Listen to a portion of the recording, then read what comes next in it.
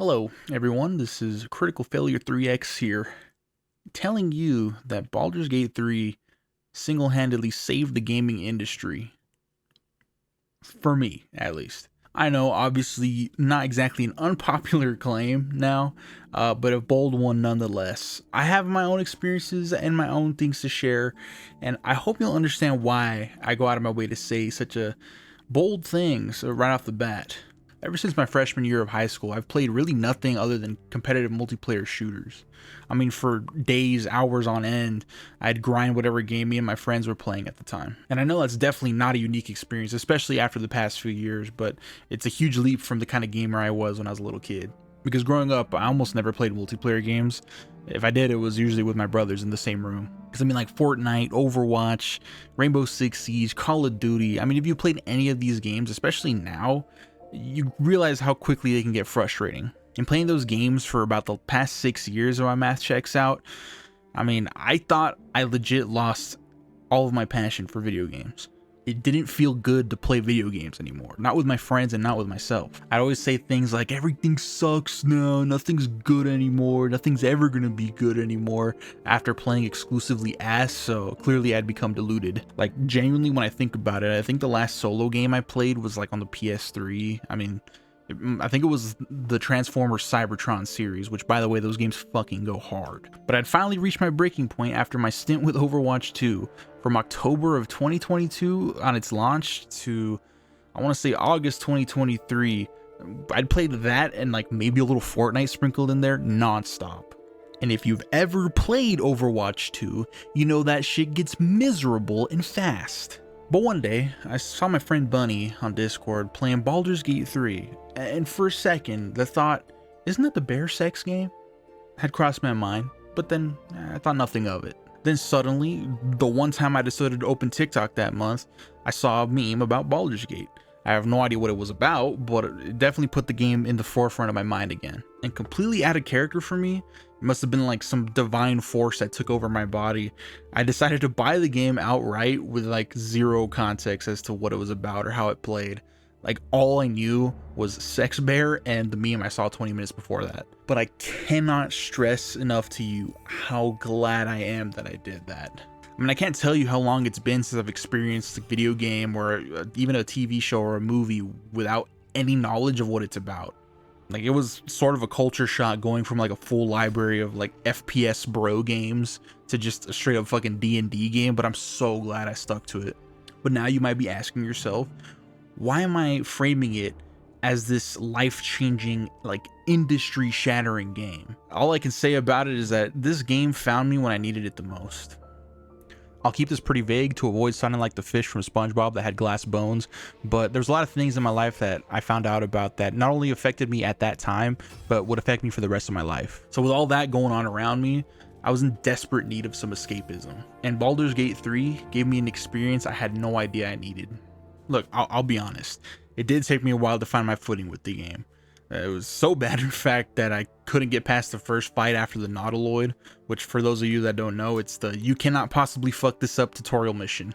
And again, admittedly, I might have put the game down for a couple weeks and was like, hey, maybe I'm not cut out for this shit, but I spent $65 and I was not ready to let it go. And I also may or may not have been immediately inspired like 2 weeks later by a TikTok that was the romance scene between you and Karlak, and she was talking about writing until you see stars, but that's alleged, you know, that's not, may or may not be true.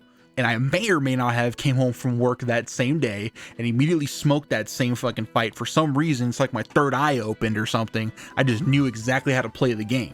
All I needed was to be inspired by some tiefling titties, I guess. But despite my incompetence, I do want to praise the game for making this whole system that is D&D so digestible. I mean, it seems so intimidating with like the character sheets and all the numbers and there's everything that there is to D&D, but this game made it so easy for you to understand it without babying you. Well, let me not get too hasty here. I feel like I could have explained a couple things a little better. I might feel like a dumbass going back on it, but when I first read the description for the spell Guiding Bolt, I understood it to be a buff for your party, right? It said gives advantage on next attack roll. So I thought, oh, okay, I cast it on, you know, my main damage dealer or whatever, and they're gonna get an advantage. Okay, that makes perfect sense. So I casted Guiding Bolt on myself using Shadowheart. I'm gonna edit in the description for Guiding Bolt in the game, and I swear, if it makes perfect sense that it's meant to be used as an attack, I'm gonna feel like a moron, but you know what? That's fine. I'm doing it. I did it so you don't have to. And so, speaking of Shadowheart, romances are a huge part of the game. You know, it kind of lets you see a different side to certain characters, and it really just adds a new layer to the story that's already going on. So on my first playthrough, I decided to play it safe, right? I was gonna romance Shadowheart, because I knew she was everyone else's favorite, including my friend Bunny's. But eventually, you know, I'm working my way, I'm doing everything, I'm getting that approval rating with Shadowheart up, right? I'm thinking I'm in there for sure, 100%, because everyone made it a big thing that it's borderline impossible to, you know, not romance somebody in this game. So I'm thinking, oh, okay, I got this in the bag, 100%. By the time the main conflict of Act 1 comes around, Goblin Camp kicked everyone's ass, you know, first playthrough good guy type shit, right? The weird space frog lady decides to get freaky. Okay, I thought she hated my ass. I mean, you can't get that Shadowheart approval rating up without stepping on some frog toes, you know what I'm saying? She got so freaky, in fact, she sold me on letting her hit that night, you know what I mean? I mean, if you've been there, you know what I'm talking about. If you've defeated the Goblin Camp, you know what I'm talking about. So that was cool, you know. I didn't know it was like that. You know, at first in the rendered cinematic at the beginning of the game, I was like, she kind of bad though. And then I was kind of like, ew, yuck. And then I went back to she kind of bad though. So we move on to the rest of Act 1, right? We get to the Underdark, which is this cave system of sorts. I don't really know how to explain it. I'm not a big D&D guy yet. Looks cool though when we're underground. And in the Underdark, we start to make some headway into Shadowheart's storyline. And you know, I'm thinking, okay, this is the real character moments. Maybe I'll get a scene here and there, right? We'll see. But during this whole Underdark expedition, you know, I'm still trying to get at Shadowheart, obviously. And you know, Lae'zel, she starts looking at me some type of way, right? And there's a little dialogue that happens that you kind of bring it up to her, like, hey, you looking at me funny, right? And she's like, I'm trying to get my fuck on. And of course, naturally, I obliged. You know, it went so well the first time. I didn't see why it wouldn't go so bad after that. Had to do my quick save scum and see if that would impede on my progress with Shadowheart. I accepted her offer, went to Shadowheart. She ain't say a damn thing. So I was like, we're in the clear, we're good. But of course, I never called off the fling, so that developed. And one day, I'm taking a long rest, and she comes and wakes me up out of my slumber, and I'm thinking, oh, okay, we about to get our fuck on again. But that was not the case at all. Surprise, it was time for her to confess her love to me. Oh my God, what happened? What did I do? How did I let it get this bad? But me not being someone who's one to turn someone down, I went with it, right? I wanted to see what would happen. I'll be honest, I won't spoil it for anyone who's never done it, but it is a fantastic scene, and it really did sell me on Lae'zel, man. I love that scene so much. But after that, I was a little concerned, right? I was like, fuck, you know, what's it gonna be like with Shadowheart afterwards? We weren't a thing yet, but I wanted to see if there was any dialogue that I could get. So I finished the romance scene, and then after the long rest, I'm checking all the the avatar approval rating on all the players' character sheets, and I look at Shadowheart's, and hers is maxed the fuck out. It wasn't like that the night before, so I'm thinking, oh, I got a glitch or something, right? That's supposed to be Lae'zel. It's tripping. It's just the game. It's tripping. But then I go and talk to her. Oh my God. I don't know if I wanted to smack her upside the head or cry. I go up to her and she sheepishly goes, "No, you look happy. It's a shame it's not because of me though." And I'm like, where was that 20 fucking minutes ago? I've been trying to get at you since we met, and now you want some? Are you fucking kidding me? What is this about? So then I was thinking, do I really like this frog lady? Do I really like her like that? But then I thought, do I even like Shadowheart like that? So then I chose the frog lady. I did some back and forth, did a little save scumming and seeing what options I chose, but after turning down Lae'zel for Shadowheart and going back to her to talk about it and seeing the fucking pain in her eyes, I couldn't do it. I couldn't do it to her, man. The game got me. They got me. So that was really the moment that I realized, man, this game has some pretty impeccable writing. The amount of times I buried my hands into my face in that whole drama that happened, that whole shit I just explained to you, oh, I was losing my fucking mind. I couldn't believe that this was a video game that I was playing. So yes, of course, I'm here to make the statement, make the claim, go out to the public and say on the record that I am a Lae'zel truther. I'm an enjoyer of Lae'zel, all things Lae'zel. She is my goat. Her and Karlach are fighting for first place, so I really do love Karlach, but something about Lae'zel, man, it just got me. I got the brain worms. But again, in my adventures in the Underdark, another thing that happened that it really sticks out to me is during the Grimforge fights. You know, you're trying to release some slaves from some Dwergar, and you know you gotta throw hands with them, of course, you know, naturally. But I don't know what it was about this fight. I don't know if it was the fact that all of them had like extra attack, but I was getting my ass beat this whole time. I had to devise like 4 or 5 different plans, and like most of them didn't work. I don't even remember what I ended up doing to win, but oh my god, I was just getting put through the ringer by this fight. Eventually, I remembered that earlier on in Act 1, I had come across this little vial, and in that vial was housed an eldritch horror. And I thought, oh, I can summon the eldritch horror on the Dwergar so I can win this fight a lot easier. It makes perfect sense. There is no possible way the eldritch horror could turn on me. So, you know, I was kind of right. It didn't really turn on me. It kind of just started killing the slaves.